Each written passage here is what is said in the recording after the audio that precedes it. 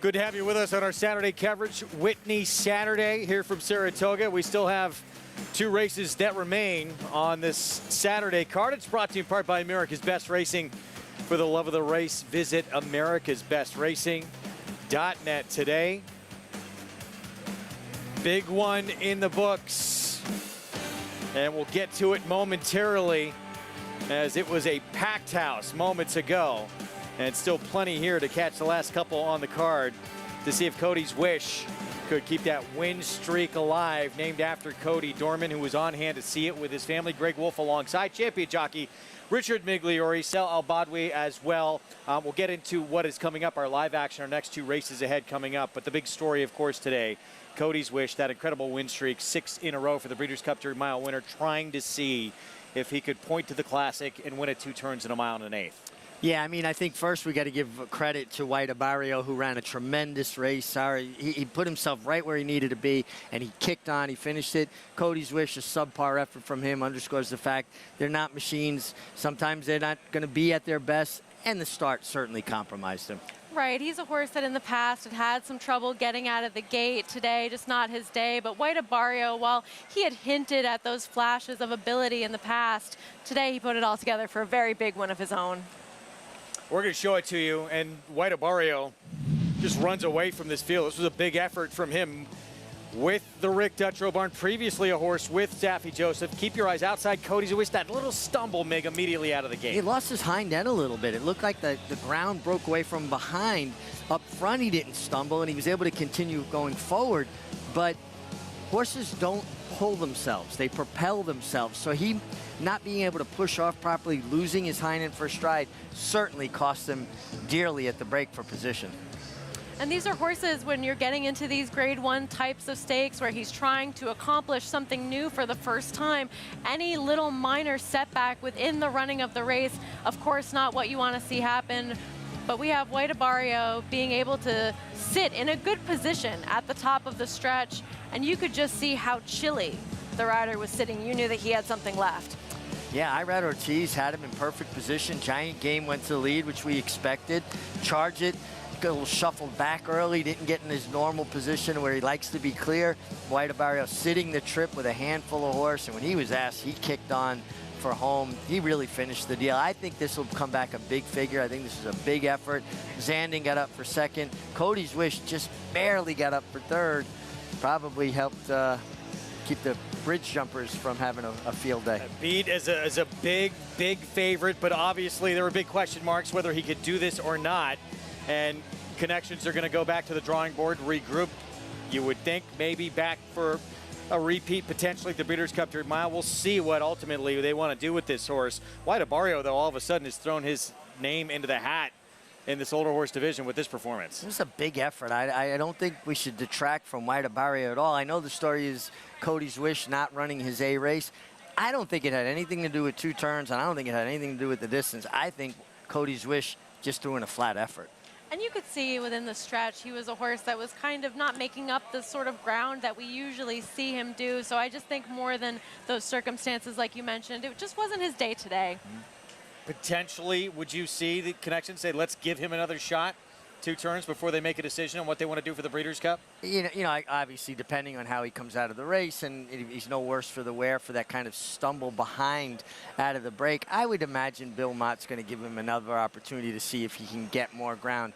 Again, if he had kind of made that middle move that he made last time and then flattened out, you would say, okay, maybe the mile and an eighth where he could do that going a mile. I don't think we learned anything about it today. I just think, you know, he's a horse that did not show up on the day. For a trainer, by the way, who won a Kentucky Derby with Big Brown, was out of this game for 10 years. He was suspended for a long, long time. Pretty harsh penalty for him to be gone that long, but he came back, the first horse back. We had it on our program. He won with that very first runner back a decade away, and now he wins a race like this at Saratoga. Well, I think it's got to go a long way to washing away a lot of that frustration and hurt and anxiety for being on the sidelines for 10 years. It's a long time to be away from the game. Listen, no one ever doubted Rick Dutrow's ability to train a racehorse. Sometimes how he handled his business, I think, is what got him in trouble. But this is a big comeback for him to win a Grade 1 $1 million race in Saratoga, being back only a few months. And I will say, too, C2 Racing Stables, they do so much for the game. They're always very quick to donate to aftercare as well, so excited to see them get a big win of their own, too. Look at the Fox Saratoga Saturday schedule. 4-star Dave next week, who Mig knew very well. The Alabama and then Travers still to come on those programs.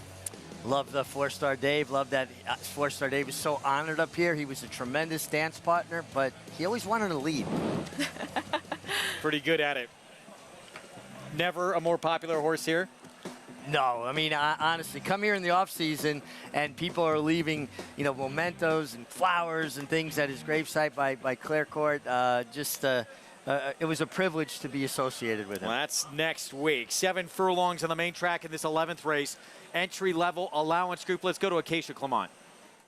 We'll start things off with your favorite, Ever So Mischievous, who's been the favorite in all of his starts so far. Today is no different, but they do add the blinkers on, a short cheater cup on for the first time. And if you watch his last race, I do think that the winner was perhaps drifting out into him a little bit. But you could see that Ever So Mischievous kind of had his head turned a little bit. He swapped back to his inside left lead late. I'm guessing that the blinkers on are to add a little bit more focus, add a little bit more punch in the stretch from him. He's such a big, handsome horse, and I think the slight cutback being by Into Mischief to the 7/8 should suit him perfectly, and I like that those blinkers go on given how I've seen him race, not to mention he has some tactical speed. Shug McGahee sends out 2 off big layoffs. We'll start with the 2 Signator. This one sold for $1.7 million as a 2-year-old by Tappet, out of a mare that was just 1 for 7 going long on the dirt, but the second dam is Furlow, who won the Grade 1 Ballerina, and he comes back in his last work you can watch on XBTV. He was actually training in company with the other horse in here, Capture the Flag,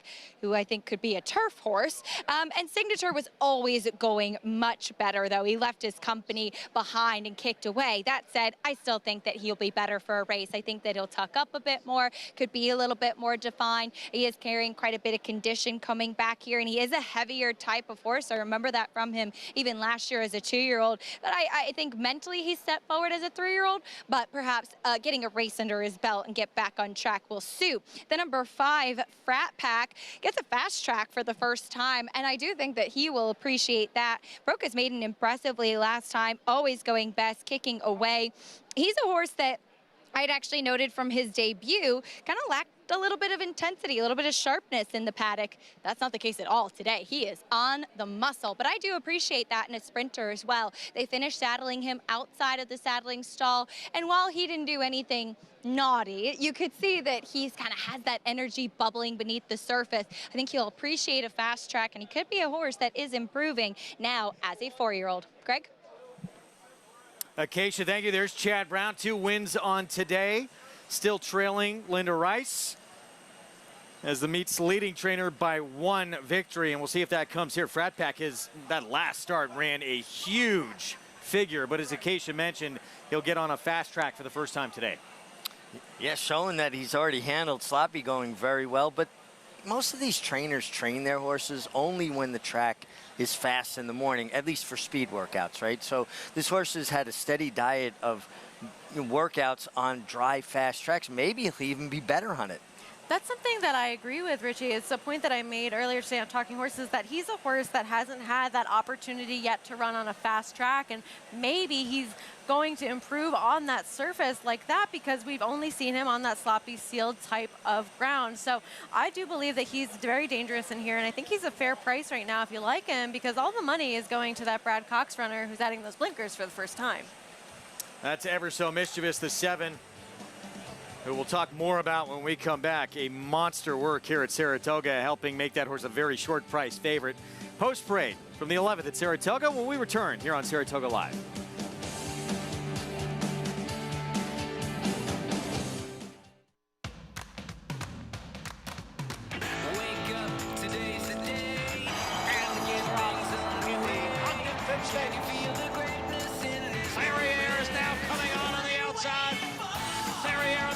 Continues the game. Search results. Trying to hold off Clairiere. Here comes Clairiere. Search results right there. It's the courageous Clairiere to win the Ogden Fence in back-to-back years. Hurley, the classic sire.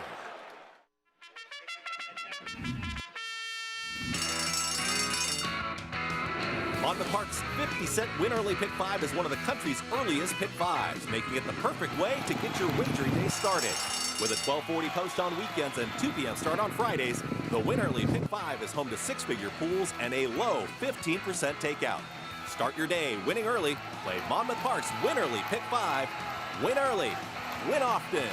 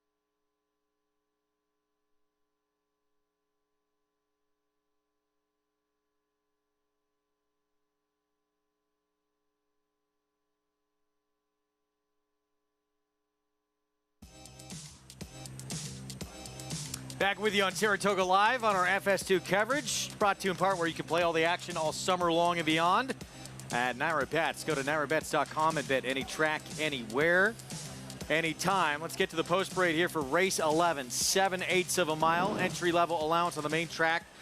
And we start with Cape Trafalgar, Safi Joseph Jr. That horse has speed from the inside. Not a tremendous amount of speed signed on in here, at least what I see on paper. I do think Dylan Davis has to be aggressive from the rail with a horse that needs to improve against this group. $1.7 million colt who broke his maiden start number 2 on a muddy track, Belmont and Aqueduct. Making his 3-year-old debut, of course, there's always the potential for that natural progression from 2 to 3 as he comes off a layoff in here. Rudy Rodriguez barn sends out Brew Pub at a big price. Yeah, big price, having a good meet, Rudy Rodriguez. There's 3 wins, 10 seconds. I don't like that many seconds. Bad to the Bones went by at 18-1. Yeah, this is a horse that has some turf experience, some off-the-turf experience. We'll see how he does against a group like this. Doesn't quite class up. Frat Pack, Chad Brown, we just saw at 9-2. Flavian Pratt, that big maiden win. Here's 12th man. This is one that's run considerably more than a couple other members of the field, but I think the price he is quite deserving. 6-5. Brad Cox with Ever So Mischievous. Has run very well in all 3 starts. Good figures, adds blinkers. Can he improve? The 9 Capture the Flag. Shug McGay, this horse won at first asking. We haven't seen him since that was last summer. Very professional debut last year, going 5.5. I know Shug was very high on him last year as a 2-year-old. Caramel Chip just got beat by Colonel Bowman, who's won 5 straight. If we see that kind of 94 buyer that we saw last time, big contender to the outside. And Bourbon Bash, Kendrick Carmouche filling in for Joel Rosario for D. Wayne Lucas. You know, he made a really big move before kind of stalling out last time, maybe a little bit premature, but you know he's got that ability to turn it on somewhere in there. The big favorite here, 7-5, Ever So Mischievous, just missed in the debut at Aqueduct. Comes back, wins in the slop at Churchill, just misses at Ellis against a horse who's 4 for 6 on dirt for Dale Romans, maybe more so than what he's done on the main track. It's who he's been working with. Saudi Crown, his stablemate, he had a huge work with here at Saratoga. Yeah, and Saudi Crown, certainly a pretty good sparring partner, if you will. Looked like he was going to win the Jim Dandy. I think that they wound up putting the blinkers on this horse because he got next to Heartbreaker and refused to go by. He just got to him, laid on him, jumped back to his left lead, and it never looked like he had any intention to go by him. He was very content to run alongside him and not go by him. Sometimes blinkers gives all the motivation they need. Get their focus, Sarah. it's a little bit of what we saw from him on debut, right? Because he finished a very close second as a highly touted favorite to a horse like Toxic Gray. So maybe with that kind of propensity to hang a little bit, there's obviously some talent there, but Brad Cox, a trainer that will make that equipment change if necessary to get just that little bit more out of a horse that has some ability. Lightly raced, and you'd have to assume that tweak in that last work as well that drew rave reviews. Let's go to Acacia for more.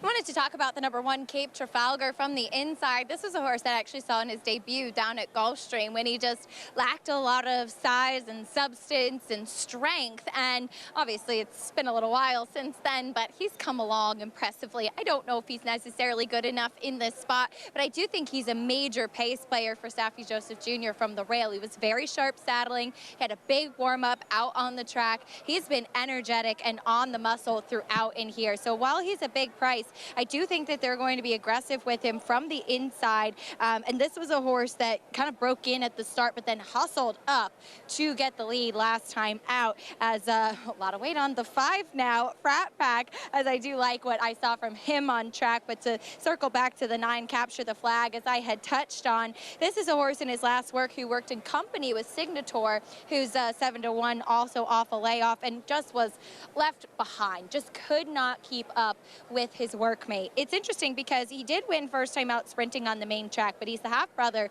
to Grade 3 winner Personal Best, who Shug also trains, who is a distance turf horse. And the Dam was a multiple graded stakes winner, won races like the Flower Bowl, very accomplished, also on the turf and going longer. This guy definitely wants more distance, and I wouldn't be surprised if the turf is in his future as well. This is definitely a starting point off that big layoff, Greg. All right, Acacia, thank you. Post time coming up. There is Frat Pack, the Silks of Peter Brandt, who, since getting back into this game and teaming up with Chad Brown, has just had so much success, particularly, though, with turf horses.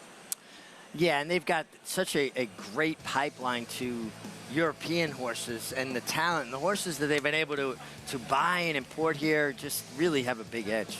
This was the maiden win in start number 2. Just shy of a year between the 2 starts, and just dominated this field, Sarah. Yeah, this was a pretty incredible effort to come back from the layoff like he did. And he was a horse that had faced some pretty good ones. I mean, up to the mark, won his debut, who's now a sensational turf horse. But to have that kind of fitness to win by that sort of margin over a track with some moisture in it, I think he could be a pretty good one. How forward can Flavien Prat be in this race, think? I think Flavian's going to be very forward. If not on the lead, I think he'll be stalking the likes of the 1 Cape Trafalgar. There's a little bit of speed to the outside. Carmel Chip showed good speed last time going 7/8. Ever So Mischievous is going to be close, especially with the addition of blinkers, but I do think Frat Pack could be your pacemaker. We'll see how it plays out. Dylan Davis stepping in with the rail runner. Cape Trafalgar the favorite, though, for Brad Cox. Ever So Mischievous just missed at Ellis last time out, 6-5 favorite, and the company's been keeping in the morning. Then a different level of horse than what he's going to face here. We'll see if he can do it in the afternoon. Let's go upstairs. Frank Miramati with the call. Race 11 on this Saratoga Whitney Day card. Thanks, Greg. Capture the Flag coming up. Here's Frat Pack in the colors of Peter Brandt. And Caramel Chip to the outside. Caramel Chip walking in. They're in the gate. And they're off. Ever So Mischievous breaks out very nicely. So does Caramel Chip on the outside. And they're joined by Frat Pack. So it's Ever So Mischievous and Frat Pack dueling through the opening quarter mile. Caramel Chip is just off them, taken in hand, about 2.5 lengths off the leaders. On the extreme outside, Capture the Flag with the green cap, passed by Cape Trafalgar, and Bad to the Bones in between rivals is only 2 lengths off the lead. 12th man is next. At the rail comes Signator, 5 lengths off the lead. Bourbon Bash and Brew Pub at the back. The opening quarter went in 23 2/5 seconds past the half-mile pole. And it's Frat Pack just in front. Ever So Mischievous cruising up to him in second. 2 more back to Cape Trafalgar in third. They are followed by Bad to the Bones, fourth in the yellow cap, 3 lengths off the lead. It's another 2 back to Caramel Chip, who has lost some ground. At the rail, it's 12th man, about 6 lengths off them. Bourbon Bash trying to launch a bid from behind. He's wide there at the top of the stretch. And Ever So Mischievous is right up to Frat Pack at the 8th pole.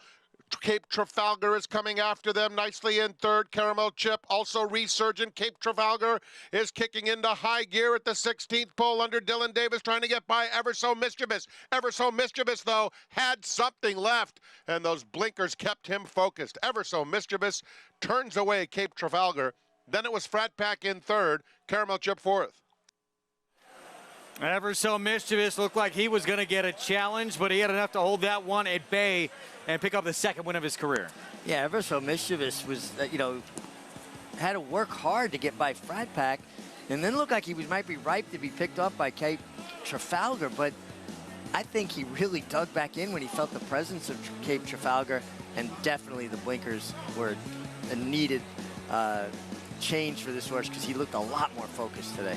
Talk about an equipment change making a significant difference right away. This is a horse that did have that tendency to wait on horses, but seemed like he had something going past Frat Pack and then able to not idle, continue kicking on for home. Because if he played those same games that he did in his past races, I think Cape Trafalgar might have gone right on by. I agree. I think he would have run right by him. You see him lingering on his left lead. He finally got over his right lead at the 8th pole. And even here, it looked like Cape Trafalgar's coming with all that momentum. It feels like he joined in with them. And when we talk about riders race riding, it's about making your horse see a challenge, meet a challenge without moving drastically to the left or right. This is just a real nice effort from a horse that's still figuring the game out, but obviously has ability. 6-5 favorite, takes the 11th here at Saratoga.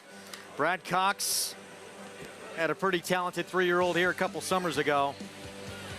Swept the Jim Dandy and the Travers with his 2-year-old champ, who became 3-year-old champ as well in essential quality. This horse still lightly raced. Looks like he has some upside. Yeah, he's never done anything wrong. Beaten ahead on debut, came back to win by 2. Beaten ahead next start, adds blinkers, gets it done today. He's still a work in progress, but no denying his ability. They definitely figured something out with him today, and I think those blinkers will be staying on. One of the top trainers in our sport, and he gets a second win for this son of Into Mischief. Here is a 6-5 favorite in race 11. We'll have the prices when we come back. Tyler Gaffleone gets another win for Qatar Racing. Stay with us.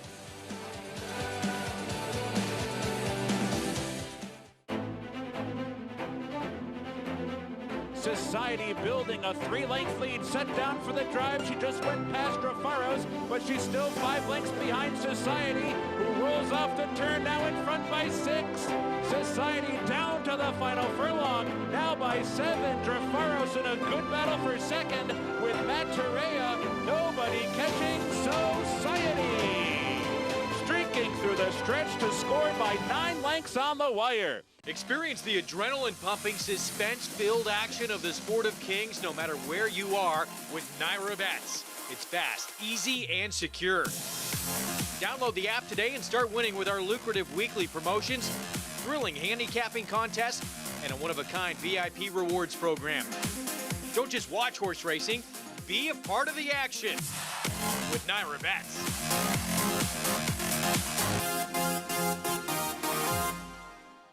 Introducing Venezuelan Hug, the tenacious, towering son of Constitution, now standing in New York. After breaking his maiden at Gulf Street, he dispatched Cityman and Allowance Company at Saratoga, going on to 6 wins in 10 starts, finishing with 3 straight stakes victories, including the Grade 3 Canadian Turf. Now a versatile sire, complementing any mare with size, looks, and athleticism that's been called the best-kept secret in New York. Venezuelan Hug, standing at Mill Creek Farm. Visit millcreeksaratoga.com to book your mare today.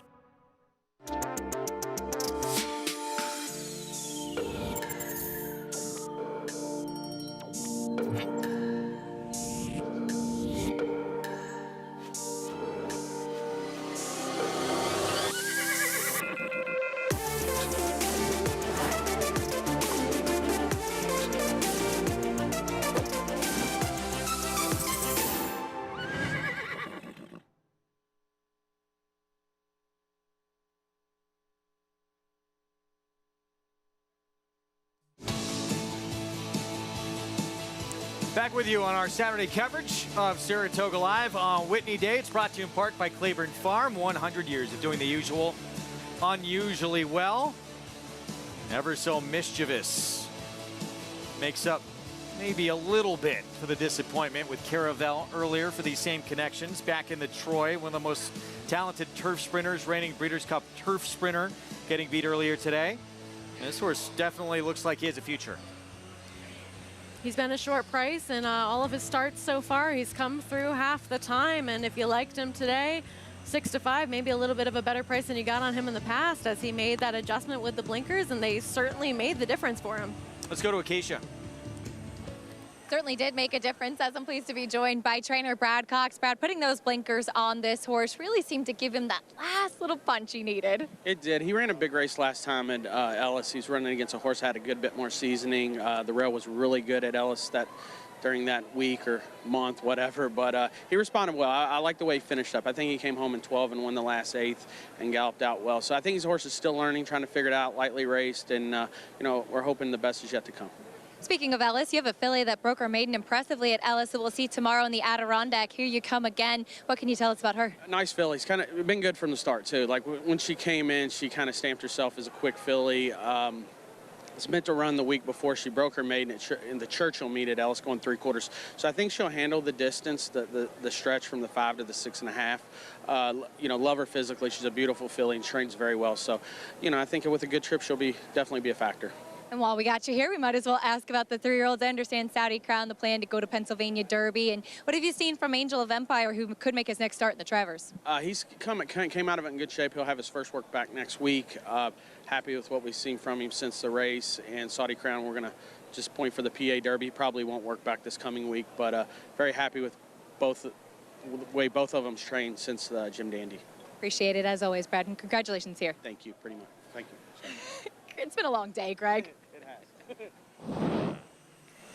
Brad Cox, his Angel Empire forced how many paths out in that Jim Dandy by Forte? Well, several paths out by Forte, and then even more paths by his uncoupled stablemate, Saudi Crown, who drifted considerably through the stretch. Yeah, I mean, Angel really always shows up with an effort each time he runs against some of the biggest stages so far, but perhaps a little bit overlooked maybe going forwards with a new star emerging from that barn in Saudi Crown. We're going to move on to the nightcap here. Race 12 is going to close out this Whitney Day card here at Saratoga. Let's bring you the odds. We'll be back on the grass here to close things out. Entry-level allowance race, 1 1/16. Moved. It was supposed to be in the Mellon turf. It'll be on the inner turf course coming up. And 3-1 on Al's Rocket for Todd Pletcher. Arad Ortiz Jr. will be aboard. Arad earlier in the Whitney, collecting his 30th winner of this meet. We're not even at the halfway point yet. Yeah, it's just a remarkable torrid pace. And listen, he rides a good race and he rides good horses. That's a recipe for success. Of course it is. I mean, he's on all the big name horses and the big name barns. He's set out to really accomplish something that may be record breaking going forwards, and he is on the pace to do so, just as you mentioned. We're going to take a timeout. We'll be back. We'll have more on this nightcap, and we'll look ahead to the race. Acacia just asked Brad Cox about that Grade 3 Adirondack. We'll have a preview coming up. Can the filly, who won her debut for Gary Contessa in the Schuylerville, win right back? Times have changed, but some things remain timeless. Hard work, perseverance, unwavering dedication. From sun up to sundown, our passion fuels us to drive further and push harder.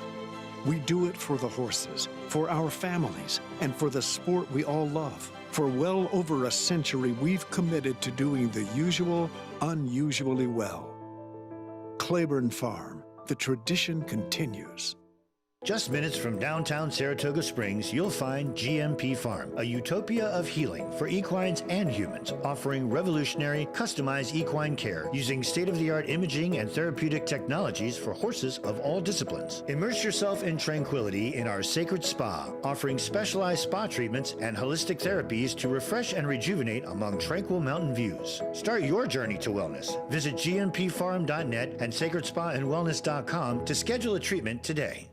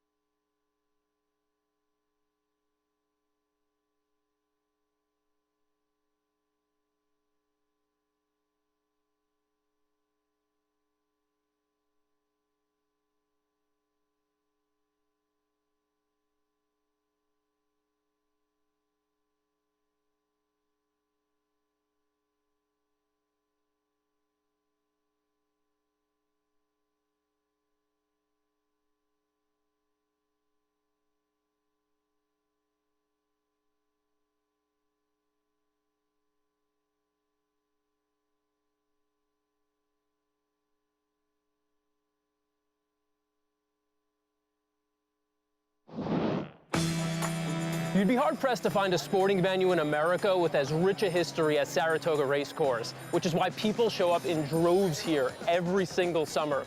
This track first opened when Abraham Lincoln was president, making it the oldest continuously operating racetrack in America. The Travers Stakes, which is run here every August, outdates the Kentucky Derby by more than a decade. Some of the most famous horses in history have raced and lost here. Among the legends that have experienced defeat are Man o' War, Secretariat, American Pharaoh, just to name a few. For that reason, many refer to this track as the graveyard of champions. And while enjoying a day at the historic track, you gotta get a bag of Saratoga potato chips. America's favorite snack was actually invented here by accident in 1853 when a local chef thinly cut and fried a potato to a crisp after a customer complained their order was too thick and soggy. The rest is history. Want to uncover more history at the races? Explore americasbestracing.net. Back with you on Saratoga Live. 43,788 on hand on Whitney Day to see one of the great days every year, year in, year out of this meet that everybody wants to show up for on Whitney Day. Whitney Week, the whole week really is special. And we still have the nightcap to come. We're going to revisit some of the action earlier on in the card. Grade 1 Saratoga Derby Invitational, mile and 3/16 on the turf. A lot of hype about Farbridge. Program trading, though. Undefeated coming in. First stakes test. Forget a grade 1. Not 3 for 3 for Chad Brown. Yeah, to step up and win in grade 1 company in your third start is saying a lot about your natural ability.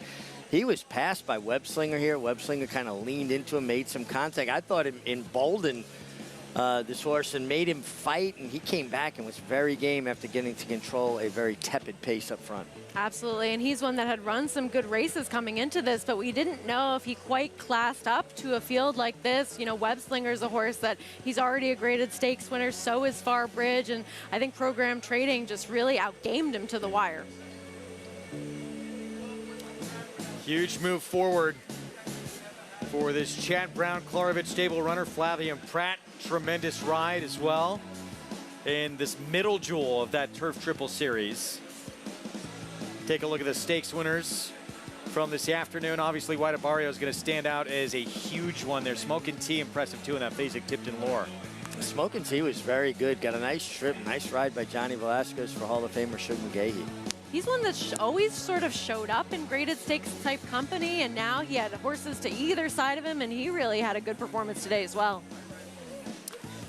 Well, it's the second of these 3 graded stakes. We have that lineup for the 2-year-olds, the 2-year-old fillies at this meet, and the grade 3 Adirondack at Schuylerville on opening day. We're going to see the Schuylerville winner come back for Gary Contessa.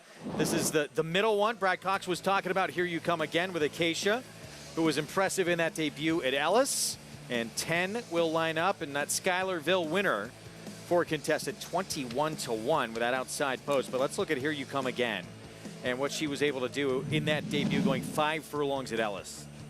Yeah, this was a big number for a 2-year-old first-time starter, especially a filly earning an 86 buyer speed figure for that effort, and she got a nice outside draw that day. You see her make that move there and then really draw off in this field, and just a very professional effort from her. And you know, there's a horse coming at her that was 3-5 in Hot Beach, but I think she just had a little bit more of a kick, and we'll see if she can replicate that kind of number coming into a spot like this, facing stakes company for the first time.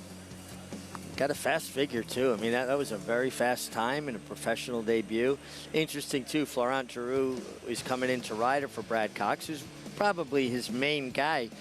But he also broke a really nice fillies maiden for Steve Asmussen, and he wound up on Brad Cox this year. Yeah, always interesting. Sorry, go ahead, Greg. Always interesting to just see the musical jockeys and where they end up. Yeah, meanwhile, here's this grade 3 Schuylerville. This is the opening day feature, and not many expected this. 21-1.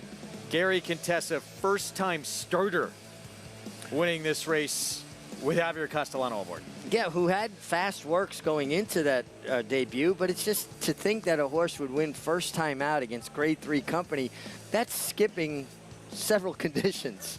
And just the way that she did it, too, because we see her drawing off in here and in a good position by the time we got to the top of the stretch. She did not break. She spotted that field several lengths, and to win like she did, really impressive performance. And Gary Contessa, Sarah, talked about he was not being scared of anybody in that race, and he said how big and physical she was.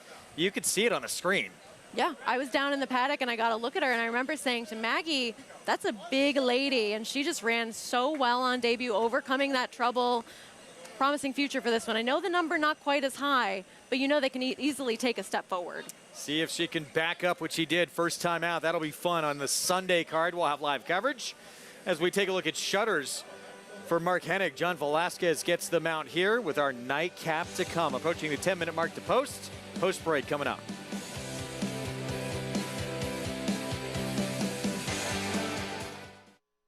The momentum continues for War Dancer as Epic Queen scores at Monmouth. Epic Queen just won't give up. Epic Queen gets the score. Niagara Skyline goes wire to wire at Woodbine. And Niagara Skyline in terrific form here today by 3 lengths. And Queen's Dancer with a big upset as she wires the field. A photo coming up once again, and it's going to be Queen's Dancer.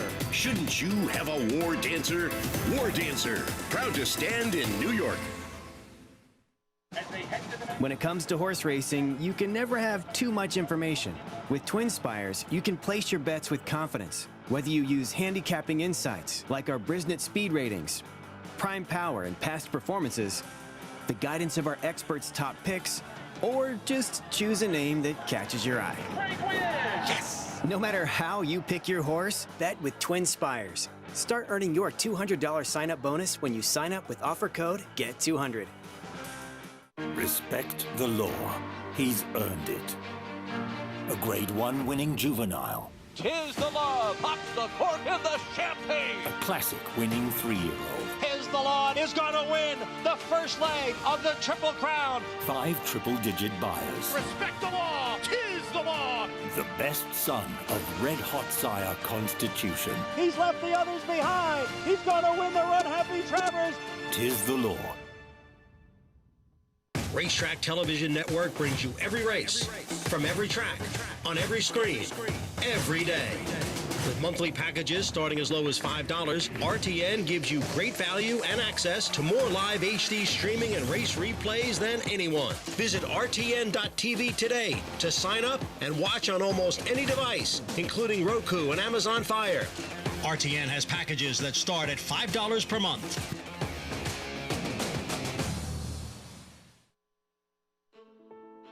So every spring, we begin to recruit nominations for our selected yearling sales. Now, selected means they have to be approved on pedigree and physical confirmation.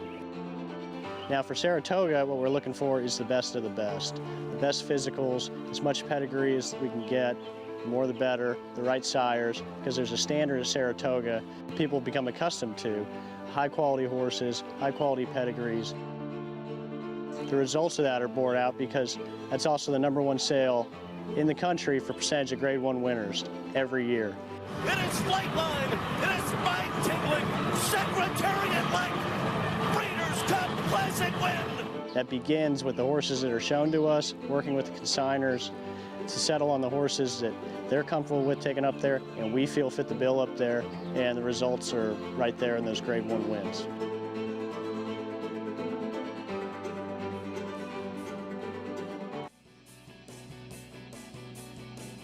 Cannot wait for that Basic Tipton Saratoga Select Sale Monday and Tuesday, August 7th and 8th.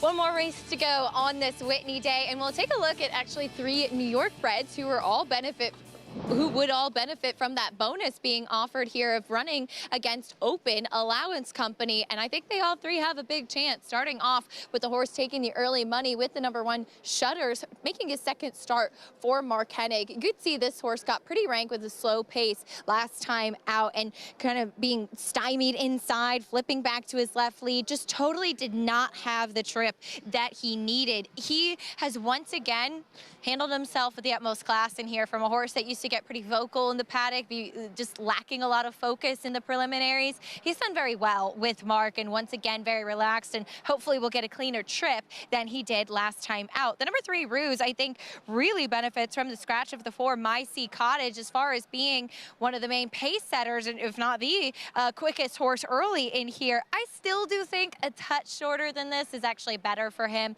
He's sharp and on his toes, as he always is. That's typical of Ruse. He can get himself, like he is now, trying to run off and get himself a little bit warm in the paddocks. But again, That's very normal. He really benefits with the scratches, and as we've seen him run well here in Saratoga too, we'll try to take them every step. Talking about running well in Saratoga, all 3 wins for Danzig with the Stars have come here at the Spa, and this is a horse that unfortunately had to be scratched a couple of times with races off the turf before coming in here. They brought him back going 1 3/8 miles, which is just too far for him. Got outkicked last time out, but this is the fittest and strongest that I've seen him. And I think that this is the right spot for him, and we'll see if he can pick up yet another Saratoga victory, Greg. Acacia, thank you. Getting set for our post parade here coming up. You see them come down Champions Way all the time, and just this jockey's calling, we talk about it every year. Just superstar after superstar. It gets no better than this in the game. Yeah, just tremendously talented individuals, and they're playing to a packed house here. I think everybody gets up for it. They're excited to kind of show off.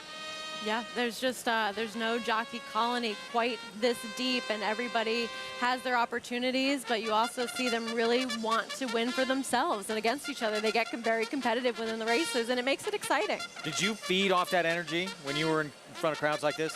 Oh, absolutely. You really looked forward to riding here, and if you rode every race, you tend to see at most places you get a little ground down, a little tired. Not with this crowd here. They pick you up, and I mean, they're just so into it. The best fans right here in Saratoga. Here comes Shutters and the winningest rider in the history of this racetrack, John Velasquez for Mark Hennig. Suffered through a tough trip last time, may have even been best, but a horse that has a tendency not to break very sharply, and sometimes that helps set up a bad trip. 6-1 with Luis Saez on Danzig with the Stars. Just as Acacia mentioned, this is a horse that really likes it here at Saratoga. He's won all 3 of his races over the Saratoga turf in 6 attempts. So if you like that horse for course angle, he's got it. Ruse, interesting, coming out of a tough spot against Dakota Gold. And looks like he should be on the lead here. His sire, War Dancer, stands just down Union Avenue a little bit from the racetrack. He's honest. Big work, apparently, from What Say Thee for Jack Sisterton leading into this. Yeah, and listen, you know, you talk about the workout reports all the time, and this horse is getting very high marks. Fair Dinkum, this will be the first time on the grass. He's one that's shown some speed on the dirt, so maybe a thorn in the side for Ruse if you like him. There is only a little bit of turf pedigree on the dam side, so we'll find out. Robertino Diodoro, one of the best claiming trainers in our sport with Dracone, Kendrick Carmouche. Yeah, stretching back out here. Problem is Robertino Diodoro, as good as he does everywhere else, seems to struggle here in New York. 25-1 on a Hilliard for Mike Maker. Oh, he's tried everything under the sun. Really cool horse to have in the barn. He's done some jumping, some dirt, some synth. Very cool type. So horse trying the grass for the first time out, Fio. Yeah, who at times has flashed some pace as well. Maybe he'll be forward. This horse primed to move forward for Tad Pletcher. Al's Rocket with the meet's leading rider. Wow, he looks good. Yeah, finished 3rd last time out in a common race with a couple of others, and now he'll be making his 3rd start off the layoff. And here's Brendan Walsh's 5-year-old for Qatar Racing with Ocean Murphy. Certainly can't hold any race against up to the mark against anyone in a spot like this. That's who he faced last time, and now he's off from a little bit of a break. Did you see what I saw, Mig? With the 10? Wow. Al's Rocket did make a very nice impression on the racetrack. We'll say, though, especially in this kind of turf race, post positions play a big part, and he's not well posted. He may overcome it, Al's Rocket. He looks fabulous. The same with the outside horse, the 12. Just tough posts. So you got to find some kind of spot to tuck in and save some ground. Jockey standings presented by Game of Silks, and that man right there leading the way and on pace to challenge that record. Single season at Saratoga, Ramon Dominguez, but he obviously had that incredible first half. We'll see if he can keep it going. It slowed down a little bit, but still 30 wins. That is a lot before you're even at the halfway mark. I'm sure if you had asked Luis Saez coming in the meet, coming towards the halfway point, you'll have 20 wins. He'd be thrilled and probably thinking that he might even be in front for leading rider. Little did he know the kind of start that Irad Ortiz Jr. got, and 30 wins already. Just incredible pace he's setting. So we're going to go back to Al's Rocket and Shutters on June 17th at Belmont. It's a mile on the turf. Let's look at the beginning. Yeah, keep an eye on Shutters, number 4. Just break slow. I mean, there was no reason for it other than he didn't react as fast as the other horses. Now, there was no pace on whatsoever. They go a half in 48 in a time when Belmont Turf Course was playing very fast. They were 48-3, and he towed Johnny into the race. Now, Al's Rocket was following him. He's going to tip out and get in the clear. And keep an eye on Shutters. He's going to go to the inside. It doesn't work out very well for him, Greg. It's not a one-off either for Shutters, Sarah. He's had a lot of problems out of the gate. Yeah, and that's never what you want to see, right? Any sort of inconvenience to these horses that need to find that type of position, especially on the turf, you don't want to see that happen. And I get why he's taking the money he is. I mean, this is everybody's trip horse coming in here. He never had the opportunity to really run his race, and you could tell that there were moments where he was flashing some of that ability and forward momentum. It just didn't end up working out for him. But this was also a time when the turf course was extremely firm at Belmont Park, and that is not the kind of condition he's going to be facing today. We've had a lot of rain. And that's the X factor, because there is give to the ground. Who's going to handle it? But if you look at his trip, Shutters, and admittedly he causes some of his own problems because he's not handy away from the gate, and you look at Al's Rocket's trip, you've got to think that at least last time, everything being equal, Shutters was a better horse on the day. I agree with you completely, Richie, and at a fairly similar price, I'd want to take Shutters over Al's Rocket. And Greg, you made some comments about how he's looking from our point of view on track, and certainly very beautiful from what we're seeing there, and framing up nicely, seems to be moving well. But going off of just what we saw last time, I would have to take Shutters over him. 7-2 on Al's Rocket, 3-1 on Shutters. The rematch coming up. Let's go to Acacia. The problem with Al's Rocket is that he always looks good in the warm-up before his races. He always frames up well. He's just one of those horses that's very appealing to the eye. And I completely agree. I think that Shutters was better in that last race. I think Al's Rocket certainly is a fine horse. But if you look at him, he's one that broke his maiden for $75,000. He's just 1 for 12 with 4 seconds, 3/3. I will say that he is one that should be able to handle the softer going, perhaps better than a few others in here, because he is a little bit of a lighter frame type, kind of a typical Cairo Prince build, and Gerardo Ortiz has kept him moving throughout on the track. The number 12, Bass, who's actually now your tepid favorite, makes his first start for Brendan Walsh. And this is a horse, first of all, got to give credit to Oisin Murphy for sticking around to ride the last, as he was here to ride the Saratoga Derby. But this is a horse who not only did he finish behind Up to the Mark last time, but also behind Smoke and Tea, who would go on to win, and we just saw win the Lure earlier today. So I think he has a touch of class versus these and versus what he's coming up against in here. Given his European form, he should handle a softer turf course just fine. He's incredibly fit off that bit of a layoff. I just do wonder if he's one of those horses that tends to be just a bit too far back to potentially get the job done, Greg. Thanks, Acacia, making their way onto the turf course. Again, this was scheduled for the Mellon Turf Course. It will be on the inner turf. And you're talking about outside post, and not a good place to be usually in these turf races for the specifically the 10, Al's Rocket, obviously the 12 favored now as well. But we'd heard earlier in the meet on the inner turf it had not been as bad. Yeah, well, I think that's fair, but it's going to be never a great place to be. No, it's about trips and finding that break between flights to tuck in. You don't want to be 4 or 5 wide into that first turn on the inner turf. You've got to be decidedly best to overcome that kind of trip. Things change with some moisture in the ground, too. We've seen a little bit of a different way the horses are playing after we had that significant rain the other day. There's Gerardo Ortiz Jr. Can he pick up a 31st winner of the meet here? And this nightcap on our Saturday card, it's Shutters from the rail, the favorite. Let's go to Frank Miramati. One more left to load. Boyce to the outside.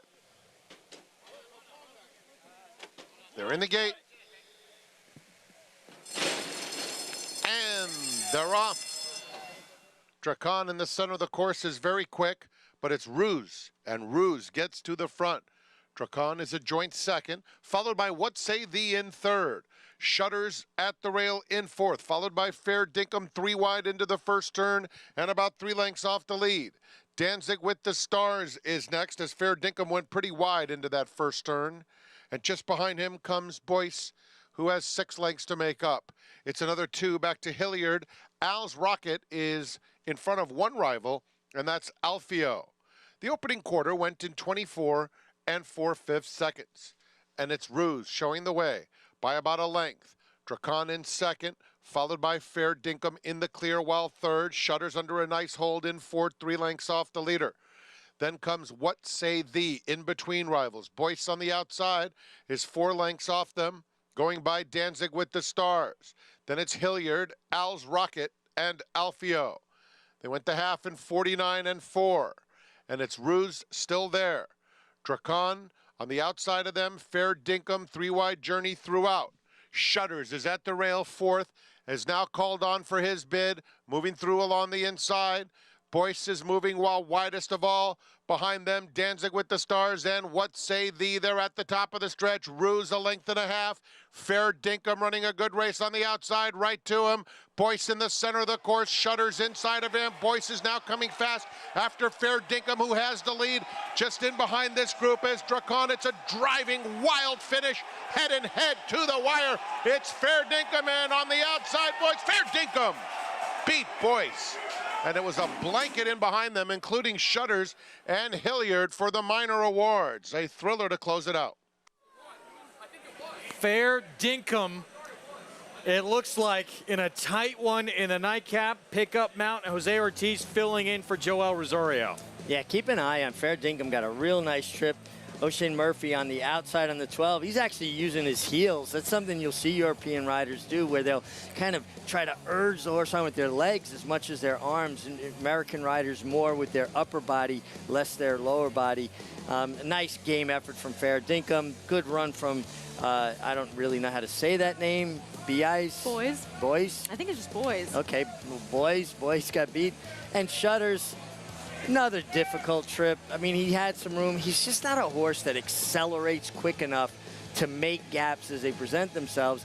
And that's kind of a recipe for tough trips on the turf. You need a horse that's going to kind of kick into spots and have some sort of acceleration. Right, and those spots do close up so quickly, so to not have the horse to really power your way through there, it doesn't do him any favors. But how about Fair Dinkum? I mean, he was sitting forward, he was towards the outside, and what a turf debut for him. We might see him on this surface going forwards.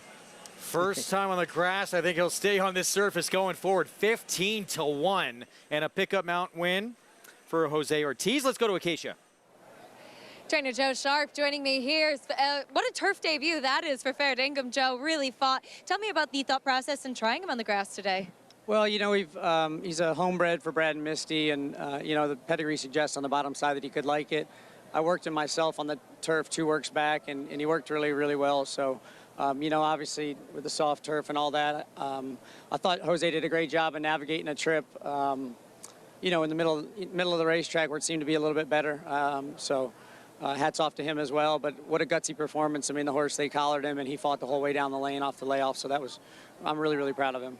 We've all been on either end of a photo, but what's that feeling winning a photo like that here at Saratoga? Oh, it's always good. I've been on the other end of it as well. You know, while I have the chance, we'd like to send out our condolences to Mel and Mr. Parcells. You know, obviously today was a tough day for everybody, and, you know, so winning is sweet here, but obviously it's been a day of, you know, emotion. Everybody's here today, so I just want to say our hearts go out to them as well. So well said. Thank you, Joe. Okay, thank you. Greg? We echo those sentiments as well as Joe Sharp and Jose Ortiz, Brad Grady close out this card with a 5-year-old son of Twirling Candy, switching surfaces. And you would think with this, what happened in, you know, the Whitney with White Barrio, this pick 6 would have a carryover. Not the case. Someone hits this pick 6 today for $367,000. Wow. Wasn't you? Wasn't me.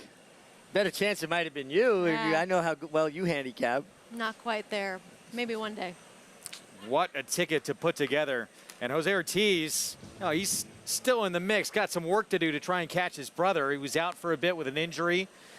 Gets his first winner on this card today with a pickup mount here in the nightcap.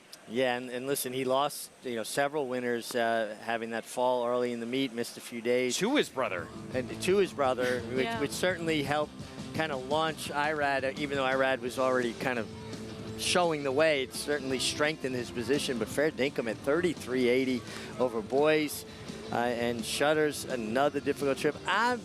gonna give Shutters one more chance, but I'd like to see him actually draw a little bit more to the outside, which goes against what I normally say. I like saving ground on turf. Shutters doesn't seem the most comfortable inside, and he certainly doesn't accelerate into gaps when they present themselves. Right, and with a horse like that, I imagine you want to see them get that time to get the momentum going with more of a clear run to the outside. Yeah, I think that's what he's looking for. We'll see what happens. Belmont might actually be a better course for him. Yeah. Surprise in this finale, no question. Getting on the grass for the first time and paying dividends here in this nightcap. Late pick 5 comes back over $7,400. White Abarrio, what a performance. I know I have a lot of disappointment that Cody's Wish didn't keep the streak alive with what a tremendous story that is. But neat story too with Rick Dutrow getting a big win here. Yeah, Rick Dutrow on the sidelines for 10 years, comes back, gets this grade 1. You could see the emotion from him in the interview post-race. But let's not take anything away from White Abarrio's effort, even though, of course, we're going to talk about Cody's Wishes, what seemingly is a non-effort. White Abarrio ran. He did, and you know, with Cody's Wish, it kind of reminds me a little bit of a horse like Olympiad that Bill Mott had last year that really kind of disappointed in the Whitney, and what a performance he provided when he finished second in that Breeders' Cup Classic. So maybe this isn't the end for what we saw from Cody's Wish trying a longer distance, but wow. White Abarrio, he had shown some ability as a 3-year-old on that Triple Crown trail, and he'd been putting together some really big performances lately as a 4-year-old, but this one, we hadn't seen anything like this before. No, he took his game to another level, and I really love, and this is something he's shown all along in his career, his intensity. The way he runs, ears flat back, he's a horse that puts everything into his run, and he ran through the wire. I mean, this was a strong effort. He was in last year's Kentucky Derby against Rich Strike. He had won the Florida Derby leading up to that. You take a look at all the stakes winners on this card on this Saturday afternoon. We have that Adirondack for 2-year-old fillies coming up on our Sunday card. And again, week by week, the action just continues to heat up. Next week, we'll have 4-Star Dave, another Saratoga Saturday, a horse that you know incredibly well and who we just visited over at Clare Court. Yeah, listen, you talk to people in Saratoga about 4-Star Dave. Everybody's got a 4-Star Dave story, and it's always fun when you hook up with people that remember when he was racing. Just another incredible Saratoga tradition that we have and a horse to celebrate. Still leading the way in the training title. Linda Rice, 18 victories. Chad Brown had a couple today to inch ever closer. He is just one back, and Arad Ortiz Jr. with 30 at the meet. It was program trading, now 3 for 3. First test in Stakes Company takes a grade 1 in the Saratoga Derby Invitational for Chad Brown, Klarovich, and Flavian Pratt. And White Abarrio steps up and now is a major player in the Classic division for the Dutrow Barn with Arad Ortiz Jr. We'll see you tomorrow, FS2 at 1 Eastern start time.